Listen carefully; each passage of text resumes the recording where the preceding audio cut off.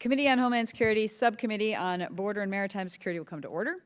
The subcommittee is meeting today to examine the challenges United States Border Patrol agents and U.S. Customs and Border Protection officers face in carrying out their mission to secure our nation's border. Before I begin, I'd like to start with a moment of silence for Border Patrol Agent Rogelio Martinez, who was killed in the line of duty last year in Van Horn, Texas.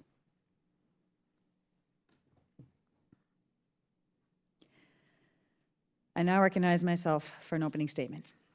Agents and officers of U.S. Customs and Border Protection work every single day to secure our nation, often in rugged terrain, sometimes in very remote areas far away from the amenities of modern life. They're exposed to blistering heat of the Arizona desert and the brutal cold in places like Havre, Montana. Working at the nation's ports of entry, the men and women of CBP are the driving force behind our border security operations. The nation is fortunate they are willing to endure hardship to make sure the border is secure.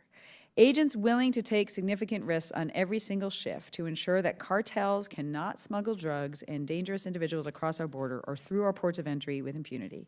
It is dangerous work, made more dangerous because agents are subject to frequent assaults. Some of them have the potential to kill or cause grave bodily harm. Just a few weeks ago, an agent in San Diego was patrolling the border on an all-terrain vehicle when he was struck in the chest by a grapefruit-sized rock, causing him to lose control of his ATV, which subsequently rolled over on him. Thankfully, the agent has been released from the hospital and will recover, but this type of assault is far from an anomaly. Many other agents have been seriously injured by sizable rocks thrown over the fence. On the screens to the left and the right, we've put up photographs of some of the gruesome injuries, or we're putting up photographs, some of the gruesome injuries suffered by our brave agents during these rock attacks.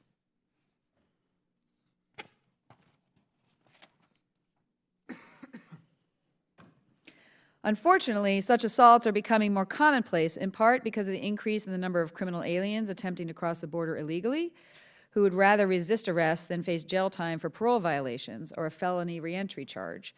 More should be done to ensure that those who assault agents are held accountable and prosecuted to the fullest extent of the law. CBP has two key missions: securing the border and facilitating cross-border commerce that powers the nation's economic growth. But in order to accomplish those missions, CBP needs enough agents and officers to be able to make arrests, interdict drug loads, screen cargo from countries of concern, and move commerce and passengers through air, land, and sea ports of entry. U.S. Border Patrol agents and CBP officers are, at the end of the day, the most important border security and trade facilitation resource we have. Unfortunately, they are in short supply these days, which has created a national security and economic vulnerability that this Congress must address. CBP is critically understaffed and remains well below its congressionally mandated staffing levels by more than 1,000 CBP officers and 1,900 Border Patrol agents. The manpower shortage is getting worse. We are losing ground every single month, and there is no end in sight as we continue to lose experienced agents and officers through attrition without the ability to efficiently hire new ones. The President has smartly called for the hiring of an additional 5,000 agents, but we have to ensure CBP is set up for success to not only hire those additional agents in a timely fashion, but also to retain them in the future.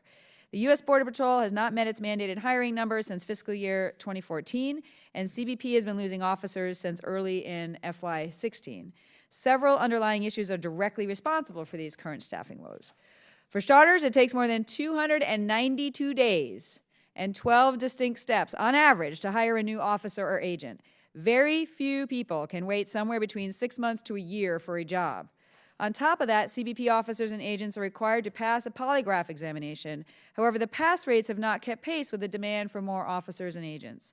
Earlier this year, the House passed my bill that would allow the Commissioner of CBP to waive the polygraph requirement for current state and local law enforcement officers who have already passed a polygraph examination, federal law enforcement officers who have already passed stringent background investigation, and veterans with at least 3 consecutive years in the military who've held a security clearance and passed a background check.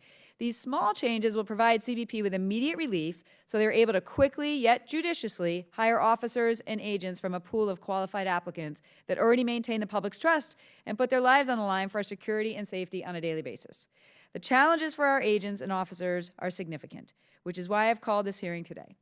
I think it will benefit the members of the subcommittee to receive firsthand testimony from the line agents on the ground. I want to hear your perspectives on what it will take to secure our border, listen to your firsthand views on the hiring, retention, and mobility challenges that have plagued CBP for the last few years, and finally discuss some solutions to the troubling and increasing trend of assaults on our agents. The chair now recognizes the ranking member of the subcommittee.